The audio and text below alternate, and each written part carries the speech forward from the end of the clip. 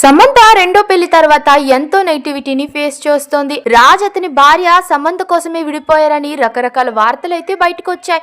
కానీ సమంత వీటికి అస్సలు రియాక్ట్ కాకుండా తన పని తాను చేసుకుంటూ చాలా బిజీగా కనిపిస్తూ ఉంది. ఇక రీసెంట్ గా మా ఇంటి బంగారం టీజర్ రిలీజ్ అయిన విషయం మనకు తెలిసిందే. ఆ మూవీలో సమంత ఎంచుకున్న క్యారెక్టర్ ఫైటింగ్ సెన్స్ తో అందరినీ కట్టిపడేసిందనే చెప్పాలి. ఇక సమంత లింగభైరవి అమ్మవారికి ఎంతగా పూజ చేస్తుందో వేరే చెప్పక్కర్లేదు. వారంలో ఒక్కసారైనా ఈషా ఫౌండేషన్ కి వెళ్ళి అక్కడ మెడిటేషన్ చేస్తూ ఎప్పుడు కనిపిస్తూనే ఉంటుంది. అమ్మవారికి స్పెషల్ పూజలు చేస్తూ ఉంటుంది సమంత రాజ్నిధి మోర్లు కూడా భూత శుద్ధి వివాహంతో ఒకటైన విషయం మనకు తెలిసిందే.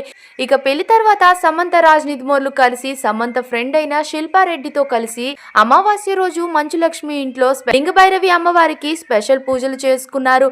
ఆ ఫొటోస్ ని షేర్ చేసుకుంటూ వచ్చారు. పెళ్లి తర్వాత రెస్ట్ లేకుండా సమంత మా ఇంటి బంగారం సినిమాతో ఫుల్ ఫోకస్ చేస్తూ కనిపిస్తుంది. ఇలా ఎక్కడికి వెళ్తున్నా పద్ధతిగా చీరలోనే కనిపిస్తుంది సమంత. శుభం ఫేమ్ గవిరెడ్డి శ్రీను హీరోగా తెరకెక్కుతున్న తాజా చిత్రం చీన్ టపాక్ డుమ్ డుమ్ అధికారంగా పూజా కార్యక్రమంతో ప్రారంభమైంది. గవిరెడ్డి శ్రీను కెరియర్ లోనే కొత్త అధ్యాయానికి అయితే మూవీ శ్రీకారం చుట్టింది శామ్. అయితే ఈ టైటిల్ చూస్తుంటేనే కామెడీ మూవీలా అర్థమవుతోంది.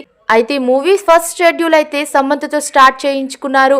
అక్కడికి వచ్చిన శామ్ అందులో ఎంతో పద్ధతిగా చీరకట్టులో కనిపిస్తోంది సమంతను చూసి ఇదంతా శివాజీ దెబ్బే అంటూ మళ్ళీ శివాజీ కాంట్రవర్సీని గుర్తు చేసుకున్నారు ఫ్యాన్స్ అంతా.